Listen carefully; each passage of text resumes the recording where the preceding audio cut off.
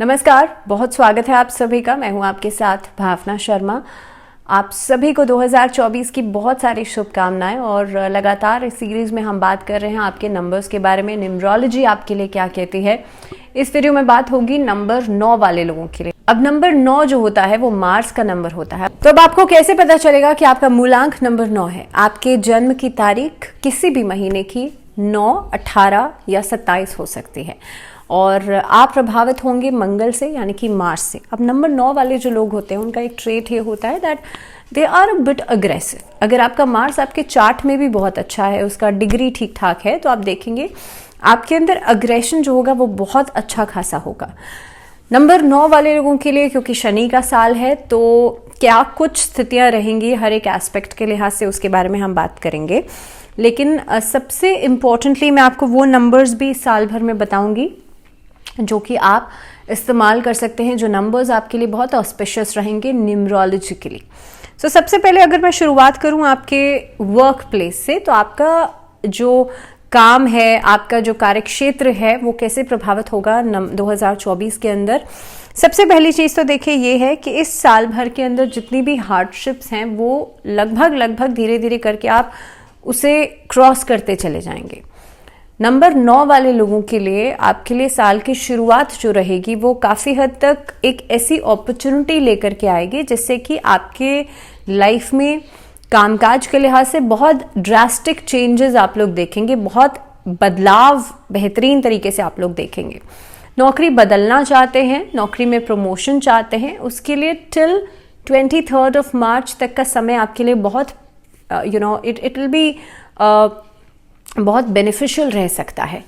दूसरी चीज़, इस साल भर की शुरुआत में अगर मैं बात करूं तो यहाँ पर अगर कहीं से पैसा कोई गेन आना है तो वो चीज़ें भी अप्रैल तक नज़र आती हैं। नौकरी के लिहाज से आपके लिए मई ऑनवर्ड्स जो टाइम रहेगा, मई, जून, जुलाई, ये 3 महीने थोड़े से डिफिकल्ट हो सकते हैं। इन 3 महीनों में आप देखेंगे कि हो सकता है बदलाव बहुत अच्छा ना रहे, हो सकता है कि नई नौकरी मिलने में दिक्कत आए, चांसेस हैं कि इस टाइम पर आप लोग बहुत ज़्यादा ट्रैवल नहीं कर पाएँ, लैक ऑफ इनकम नज़र आती है। तो ये सभी स्थितियाँ नज़र आती हैं। लेकिन हाँ, उसके बाद आपके लिए अक्टूबर, नवंबर, दिसंबर, ये 3 महीने बढ़िया रहेंगे। तो 2024 में अगर आप कोई व्यापार शुरू करना चाहते हैं पार्टनरशिप में, तो उसके लिहाज से भी ये साल आपके लिए बढ़िया रहेगा, बहुत बेनिफिशियल रिजल्ट्स आपको देगा। इसके अलावा अगर आप लोग मेडिकल लाइन से जुड़े हुए हैं तो इस साल भर में सितंबर ऑनवर्ड्स आपको बेहतरीन रिजल्ट्स मिल सकते हैं। अपना खुद का सेटअप आप लगा सकते हैं, अब्रॉड ट्रैवल कर सकते हैं। ये साल टूरिज्म सेक्टर के लिए भी बहुत अच्छा रहेगा। इनफैक्ट आप देखेंगे कि ऐसा कोई नया काम जो कि लाइजनिंग से जुड़ा हुआ हो, कंसल्टेंसी से जुड़ा हुआ हो, ये सभी चीज़ें भी आपके लिए बढ़िया रहेंगी इस साल भर के अंदर। अगर आप कोई कोचिंग सेंटर शुरू करना चाहते हैं, स्कूल में इन्वेस्टमेंट करना चाहते हैं, कोई भी एजुकेशनल फर्म से जुड़ा हुआ कुछ भी स्टार्ट करना चाहते हैं, उसके लिहाज से साल का जो स्टार्टिंग रहेगी वो बढ़िया रहेगी। लेकिन मई के बाद जब जुपिटर ट्रांजिट कर जाएंगे उसके बाद थोड़ा सा प्रॉब्लमेटिक हो सकता है। अपने खर्चों को कम करना और कहीं ना कहीं पे पैसे को इन्वेस्ट करना उस जगह। अब बात करते हैं फाइनेंसिस के लिहाज से ये साल कैसा रहेगा, पैसों के लिहाज से कैसा रहेगा। तो देखिए, पहली चीज़ तो ये है कि साल की शुरुआत पैसे को जोड़ने में आप लगे रह सकते हैं। इन्वेस्टमेंट प्लान्स बहुत सारे नजर आते हैं साल की शुरुआत में, लेकिन जो मिड टाइम रहेगा इसमें लग्जरियस चीज़ों के ऊपर खर्चे हो सकते हैं। हो सकता है आप घूमने फिरने जाएं, अब्रॉड ट्रैवल कर सकते हैं, घर की रेनोवेशन के बारे में सोच सकते हैं। इन चीज़ों के ऊपर खर्चा होता हुआ नजर आता है। इन द लेटर हाफ घर में कोई मांगलिक कार्य हो सकता है, उसके ऊपर खर्चा हो सकता है आफ्टर अगस्त। लेकिन कहीं ना कहीं पे पूरे साल भर में पैसे की तंगी नहीं होगी, this is for sure. 9 number वाले लोगों के लिए साल में हार्ड वर्क भी दिखाई देता है, मेहनत भी दिखाई देती है, आपके लिए डेडिकेशन भी नजर आता है, और ये सारी ही चीजें कुल मिलाकर के बहुत सारा पैसा अर्जित कर सकती हैं। सिर्फ और सिर्फ जरूरत है कंसिस्टेंसी की और फोकस की। ये दोनों ही चीजें अगर आपके साथ होंगी तो कहीं ना कहीं पे पैसे का आना जो है वो कोई नहीं रोक सकता। दूसरी बात, अब मैं रिलेशनशिप्स की यहाँ पर बात कर लेती हूँ। तो देखिए, इस साल भर के अंदर आप देखेंगे लव रिलेशनशिप्स में बार बार एक तरीके का ब्रेक पॉइंट नजर आता है। हो सकता है आप ऑलरेडी जिसके साथ हैं कहीं ना कहीं पे एक ब्रेकिंग नजर आती है साल की शुरुआत में, जनवरी के बाद। जिसका असर आपके ऊपर दिखाई देगा till the month of April. लेकिन अप्रैल के बाद कहीं ना कहीं पे फिर से एक नया रिश्ता बनता हुआ नजर आता है। But I would say that don't fall for a casual relationship, because यहाँ पर अल्टीमेटली अगर आप एक चीज़ से हील अप करने के लिए दूसरे कैजुअल रिलेशनशिप में जाते हैं तो ये चीज़ें आपके ऊपर एक नेगेटिव इम्पैक्ट ज़रूर देंगी।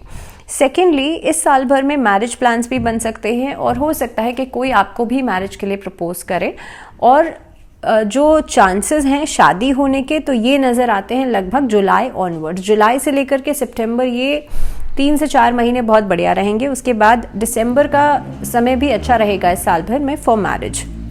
जहाँ पर संतान के लिए जो लोग प्रयास कर रहे हैं उनको थोड़ा सा भी और इंतज़ार करना पड़ सकता है, थोड़े से डिलेड नज़र आती है आप लोगों के लिए इशू की प्लानिंग।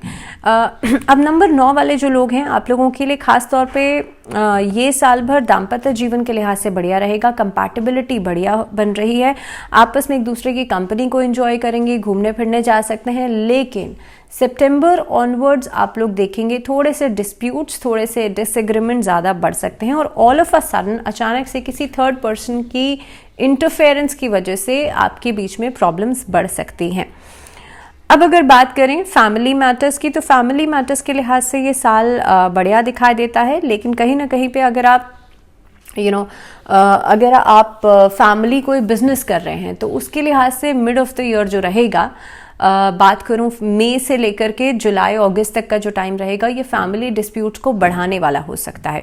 इस अवधि के अंदर अगर आप एम्प्लॉयमेंट को लेकर के, प्राइवेट एम्प्लॉयमेंट को लेकर के कोई भी डिसीजन मेकिंग करते हैं तो घर परिवार वाले आपस में बातचीत या एक तरीके से छोटी छोटी बातों को लेकर के डिसएग्रीमेंट्स बढ़ सकते हैं। इस साल भर में फादर की हेल्थ को लेकर के थोड़ा सा ज़्यादा कॉशियस रहेगा साल के एंडिंग में, लगभग अक्टूबर के बाद। दूसरी बात, घर में कोई मांगलिक कार्य ज़रूर हो सकता है जिसमें कि आपकी उपस्थिति या आपका जो इन्वॉल्वमेंट रहेगा वो बहुत बढ़ चढ़ कर रहेगा। अब बात कर लेते हैं कि ख़ास तौर पे ये साल स्टूडेंट्स के लिए कैसा रहेगा। स्टूडेंट्स के लिए ओवरसीज़ ट्रैवलिंग दिखाई देती है। आपके लिए जो अभी यंगस्टर्स हैं, पढ़ाई कर चुके हैं, उनके लिए नई नौकरी नज़र आती है। आपके लिए सेटलमेंट नज़र आता है। लेकिन जो बच्चे अभी छोटे हैं, एग्ज़ाम्स दे रहे हैं, उनके लिए भी कहीं ना कहीं पे एग्ज़ाम्स में या आपके लिए जो भी कॉम्पिटिटिव एग्ज़ाम्स की आप तैयारी कर रहे हैं वहाँ पर आउटपुट बहुत अच्छा मिलता हुआ नज़र आता है। नंबर 9 वाले लोग, जैसे मैंने पहले भी कहा कि हार्ड वर्किंग भी होते हैं और शनि का साल है तो हार्ड वर्क तो कराएगा ही कराएगा। तो कहीं ना कहीं पे आप देखेंगे एक बहुत ही बढ़िया तरीके से कॉन्फिडेंस आपके अंदर नज़र आता है, जिसकी वजह से आप किसी भी क्षेत्र में पढ़ाई कर रहे हो उसमें आपकी एक्सीलेंस ज़रूर दिखाई देगी। इस साल भर के अंदर कोई नई लैंग्वेज सीखने का या कोई भी नया कोर्स में आप खुद को एनरोल करा सकते हैं, उसके लिहाज से भी ये साल बहुत बढ़िया नज़र आता है। लेकिन कहीं ना कहीं पे आपके लिए मई के बाद का सफ़र जो रहेगा, ख़ास तौर पे 15 मई से लेकर के 30 जून तक का जो टाइमिंग रहेगा, इसमें कुछ चैलेंजेस ज़रूर आ सकते हैं जो कि जिसको बहुत जल्दी अगर आप सॉर्ट आउट नहीं करेंगे तो वो बहुत लॉन्ग रन में खींचेंगे, बहुत लंबे टाइम लेंगे। तो चलिए अब बात करते हैं कि सेहत के लिहाज से आपके लिए ये साल भर कैसा रहेगा। तो हेल्थ के रिगार्डिंग सबसे पहली चीज़ तो ये है कि साल की शुरुआत में ही आपको अपना बहुत ज़्यादा ध्यान रखने की ज़रूरत है। 9 नंबर वाले लोगों के लिए सडन एक्सीडेंट, सडन इंजरीज नज़र आती हैं from the month of February to June. ये साल की शुरुआत में थोड़ा सा इस चीज़ को लेकर के आप ज़रूर एहतियात बरतिएगा। दूसरी बात यह है, इस साल भर में जितना आप ट्रैवलिंग करेंगे उतना एग्जर्शन की वजह से भी बार बार सेहत खराब हो सकती है, लेकिन बहुत मेजर इश्यूज नहीं है। छोटी मोटी स्ट्रेस या एंग्जाइटी को लेकर के जो प्रॉब्लम्स है वो परेशान कर सकती हैं। जिन लोगों को माइग्रेन या साइनस की प्रॉब्लम है उन लोगों को अपना बहुत ज़्यादा ध्यान रखना चाहिए और कोशिश ये करनी चाहिए आप लोग समय समय पर एक तो सेल्फ मेडिकेशन नहीं करें और समय समय पर डॉक्टर से चेकअप ज़रूर कराएं। फीमेल्स के लिए बहुत इंपॉर्टेंट है, इस साल भर में यूटीआई इन्फेक्शंस परेशान कर सकते हैं, हार्मोनल डिस्टर्बेंस जो है वो आप लोगों को परेशान कर सकती है, तो इसका भी ध्यान रखना आपके लिए बहुत इंपॉर्टेंट रहेगा। अगर रेमेडी की बात की जाए तो आप लोगों को सिर्फ और सिर्फ क्या करना है, इस साल भर में सूर्य को अर्घ देना है। ये एक नियम बना लीजिए, सूर्य को अर्घ दीजिएगा तांबे के लोटे से, उसमें थोड़ा सा गुड़ डाल दीजिएगा, थोड़ा सा कुमकुम डाल दीजिएगा और आदित्य हृदय स्तोत्र का पाठ हर संडे भी कर लेंगे तो आपके लिए अच्छा रहेगा। लेकिन जिस समय पर आप सूर्य को अर्घ दे रहे हो उस समय पर आपको ओम भास्कराय नमः इस मंत्र का जाप करना है। इसी के साथ कोशिश कीजिएगा रेगुलर बेसिस पे आप लोग अपने इनकम का एटलीस्ट 10% या 5% आप उन लोगों को डोनेट ज़रूर करें जो नीडी लोग हैं, जिनको ज़रूरत है। देखिए मैंने कई लोग देखे हैं जो डोनेशन के नाम पे अपने घर में ही किसी को कुछ दे देते हैं और वो कहते हैं कि भाई हमने डोनेट कर दिया। That is not the donation. वो आप दान नहीं कर रहे हैं, वो आप अपने मन को खुश कर रहे हैं कि आपने दान कर दिया। दान हमेशा उसी को देना चाहिए जो दान का पात्र हो, और दान का पात्र वो होता है जिसको उसकी ज़रूरत हो। तो इसीलिए जब कोई इंसान किसी चीज़ के लिए ज़रूरतमंद हो, आपको उसी को दान देना है। तो ये कुछ रेमेडीज़ हैं जो कि 9 नंबर वाले लोग इस पूरे साल भर में कर सकते हैं। That was all with the numerology series. इसी के साथ एक बार फिर से आप सभी को 2024 की बहुत सारी शुभकामनाएं। मैं आशा करती हूँ कि आप सबके लिए ये नया साल खुशियाँ लेकर के आए, बहुत सारी ब्लेसिंग्स लेकर के आए। और इसी के साथ फ़िलहाल मुझे दीजिए इजाज़त। एक नए वीडियो के साथ आपसे मुलाकात होगी, लेकिन तब तक के लिए नमस्कार।